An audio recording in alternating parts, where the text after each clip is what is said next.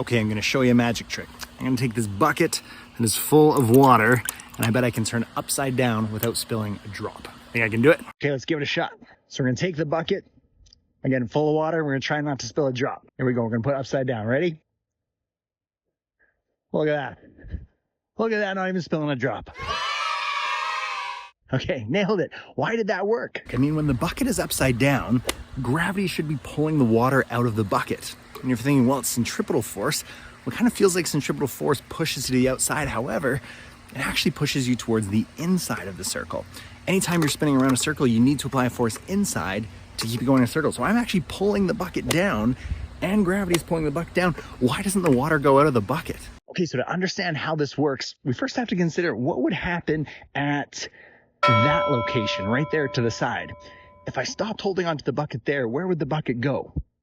Well, let's find out. If I'm swinging it around and I let go right here, the bucket goes directly up into the air. And once we understand that, we realize that as it's going up in the air, the water wants to fly up to the top, but actually catch it in the bucket at the top there. So instead of it actually wanting to fall down, I've actually thrown it up and I just catch the water at the top of the circle. So that's how you can tip a bucket without losing any water. Let's take a closer look at this concept and some calculations.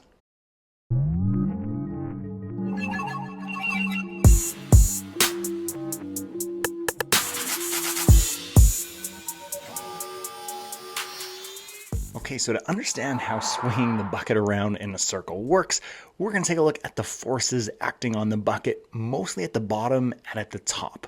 But before we even start to swing the bucket, let's look at what the forces would be just holding it here at the bottom of the circle. Well, gravity is going to be pulling it down because it's got mass, so gravity is going to be trying to pull it down. And here, this could be your arm, or it could be a string, that orange line there. Let's imagine it's a string instead of an arm, so we're swinging it around on a string. We'd be pulling up there with the force of tension. You could put force applied if it's from an arm, but I'm going to use this example of a string pulling it up. So gravity's pulling it down, tension's pulling it up, and we'd say this is a balanced system. The bucket's just going to stay right there. There's no acceleration. Okay, that's before we start swinging the bucket. Okay, now let's start swinging the bucket, and we're going to swing it up to this position over here. And although I don't think you'd be asked to calculate anything going on right here, it's important to note because of the velocity that it has right here. What do I mean by that? It's moving in a circle, but at that exact moment, where is the bucket moving? It's moving directly upwards because it's going on a curve, but at that moment, its velocity would be directly upwards in that direction, which means if you swung it to this point and then I let go of the bucket would travel upwards because its velocity is pointing in that direction at that spot. And again, as much as you're not going to really get asked to calculate the force right there, it's important because this shows us that if we take away the forces, we let go of the bucket, it flies upwards. Because the kind of puzzling part of the scenario swinging a bucket around in a circle is often, well, why isn't the water falling out of the bucket? Shouldn't it fall down? But we show here that actually if I let go, it actually goes up because I've already swung it up in this position. The water and the bucket are going up. So instead of preventing it from falling, I actually have to catch the water from flying up and hold it down into the circle. So as I swing the bucket around here, I'm actually catching the water, stopping it from flying upwards and holding onto the bucket so it doesn't fly in the upwards direction. So to keep it in a circle, I actually have to apply a force downwards because it was going to fly up and out of the circle. And that kind of shows why the water is going to stay inside the bucket. So to provide this centripetal force we saw from last lesson, I'll put a link to that here, is that I need to apply that centripetal force with something. Centripetal force doesn't come from nowhere. Something has to apply that centripetal force. So gravity is going to be part of that. Gravity is helping us out here as gravity is pulling it down, stopping it from flying away out of the circle. But in case it's not pulling enough, in this case it's not, we see that the FG arrow not big enough to provide all that FC. We have to pull down with some tension as well. Pull the bucket down so that it can come around in this circle and not fly away. Okay, next let's look back at the bottom, but it's going to be different this time because now it's swinging down to the bottom. It's not just stationary like it was before. So as it swings down to the bottom here, similar to what I saw in the last case, if it was going up on the other side, right here would say its velocity is going directly down. If I let go at that point, its velocity would go towards the ground, smashing the ground pretty hard because gravity is pulling it, and I've swung it, I've kind of thrown it down in that direction. So why that's important is, again, when it comes around to this side, I'm going to have to do quite a bit of work to keep it in a loop here, because I need to provide a centripetal force, but the centripetal force isn't downwards now. Remember, the centripetal force always has to go to the center of the circle. That was from our first lesson on centripetal force. There's a video on that here. So since the force always has to go towards the center, pull it around in a circle, I need a centripetal force upwards this time. So I'm going to flip that arrow there. I need to apply centripetal force up, but gravity this time is not helping me. It's hurting me. It's pulling down just like it was before. So gravity isn't helping me pull it around in a circle. It's actually working against me. So I first have to overcome gravity just as I had to hold it in that position, then apply enough force to pull it around in a circle. So we can see in this scenario, the tension is way, way higher at the bottom because it has to overcome gravity and pull it around in a circle. At the top, gravity was helping me pull it around in a circle, and now we're working against it at the bottom. So this is really a summary of how forces work on a vertical circle, and it can be summarized in the formula of Fc is equal to Fg plus Ft. And this formula actually works for both scenarios, calculating things at the top and the bottom. So let's put in some numbers to show how this works for both scenarios. Let's start with the top of the circle. So the top of the circle, we can see that Fc is pulling down, Fg and Ft are both pulling down. So I'm going to make all of these values negative. And let's just put in some nice numbers. Let's say that the centripetal force required is 10 newtons. So I need 10 newtons to pull it in a circle. Okay, well, let's see what gravity is doing. Gravity is helping me. It's pulling down. It's pulling down with, let's say, negative 6 newtons. Negative 6 newtons. So it's not going to go quite fully in a circle just because of gravity, but it's done most of the work. I only have to pull a little bit more. I have to pull down with minus 4 newtons to get to that minus 10 that I need. And we can put it in the formula up above. Negative 10 is equal to negative 6 plus negative 4. Okay, so that seems to work out pretty well. Does this apply to the bottom? Let's look at the bottom of the circle. Well, I'm going to have the same number, 10 newtons, to make it go around a circle, assuming it's the same radius and it's swinging at the same speed the whole time. In reality, it probably would go slower at the top than the bottom, but we'll just say it's going at the same speed at the top and the bottom.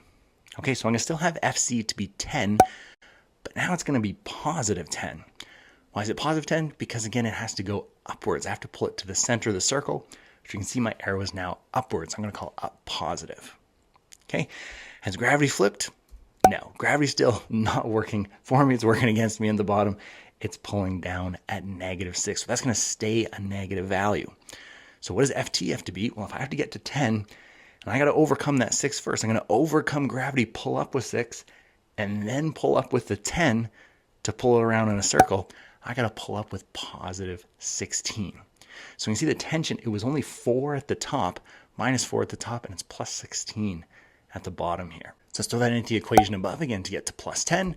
I have minus 6. How much do I need to add to minus 6? I need to add plus 16 so that I get that total of positive 10. And that's pretty much it. That's how vertical circular motion questions work. Let's take a look at 2 examples. Okay, our first example, a 56-gram tennis ball is swung on a light string, 60 centimeters long, in a vertical circle. The string will break if there's more than 10 newtons of tension in it. What's the maximum speed we can spin it at before it breaks? Okay, so first thing to note about this question, it says a light string. If that was kind of throwing you off, it just means it doesn't really have a significant mass. So we're just going to use the mass of the tennis ball. Don't have to worry about the mass of the string there. Okay, the next thing to determine is when it's swinging around, it's asking us when or how fast it's going to swing before it breaks. It's important to know, well, when is it going to break? Is it going to break on the side? Is it going to break at the top? Is it going to break at the bottom? It's going to break at the bottom. The reason why it's going to break at the bottom is because even if I'm just holding it there, like I saw in the previous example, there's going to be some tension on the string. Because gravity's pulling it down, I have to pull it up at the bottom. At the top, gravity's going to help me, so there's going to be less tension at the top.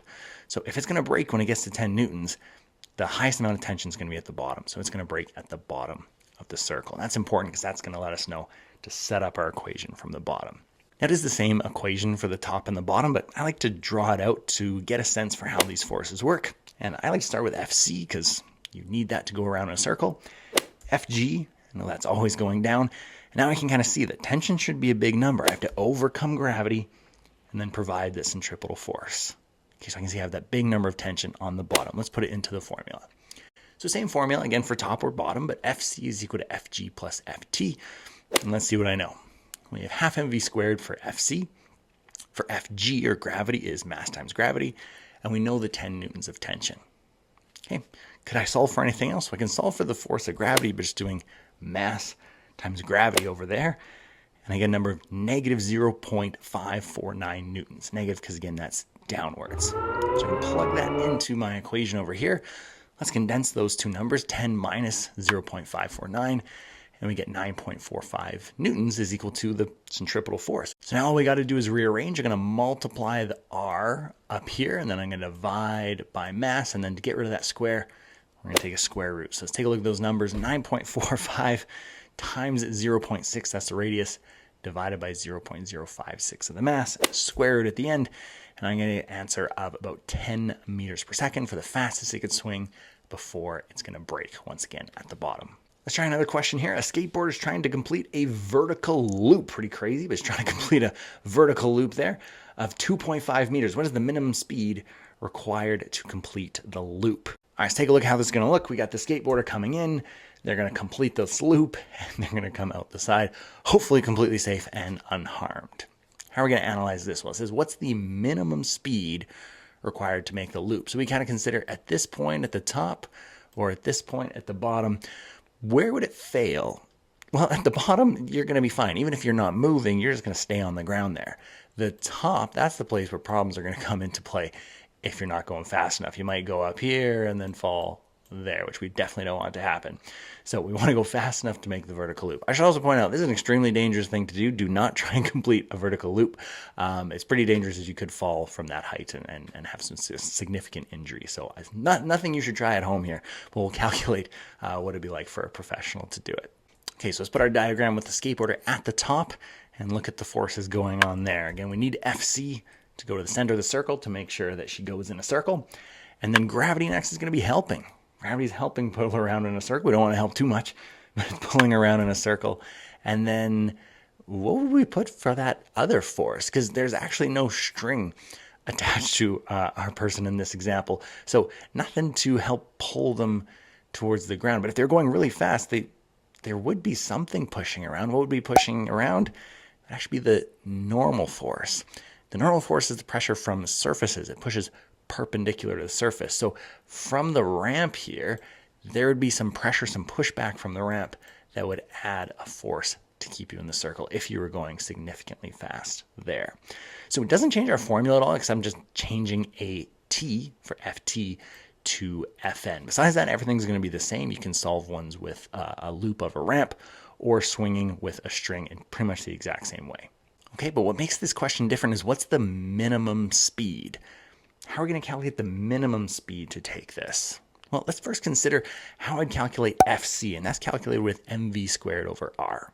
If I'm going really fast, a high velocity, then gravity is not going to provide all of that. We're going to have some normal force. If I go even faster, increase the velocity more, gravity's not going to increase, but I would need more normal force. I'd be more pushed to the top of the ramp, faster and faster and faster. There's no problems besides it's hard to handle, but no problems staying in that circle. You would make the loop. So the problem is actually when you go too slow. What if I start decreasing the centripetal force?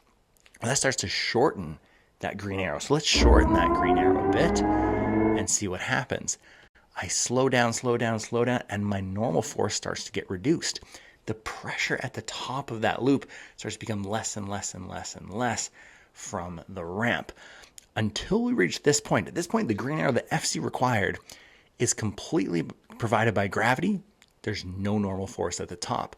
So the skateboard would go up, it's pushed against the ramp, and then it almost detaches from the ramp. It just touches it, but there's no pressure between the two.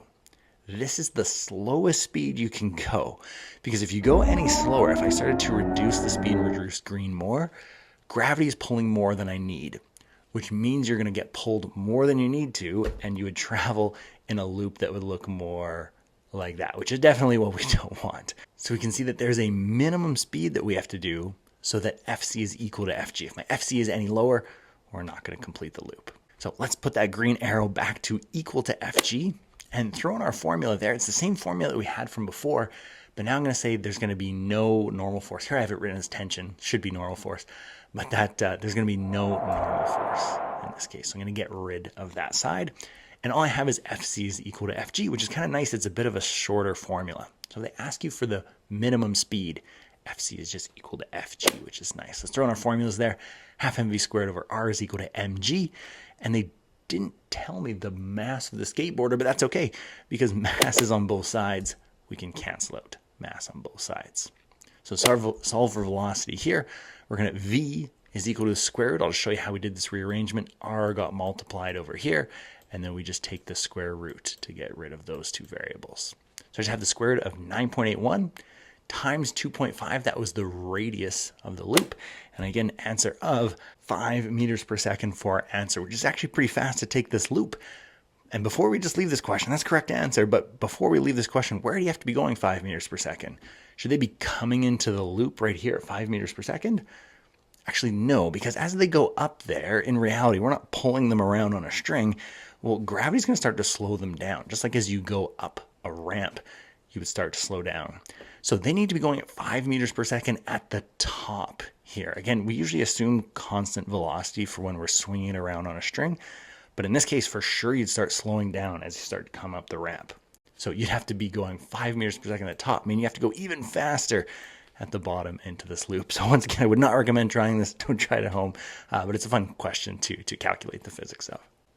And that's all we have for this lesson. So thank you so much for watching. If you enjoyed that and got some helpful tips, you can check out our playlist here, which has playlists on Physics 20, Physics 30, and other courses.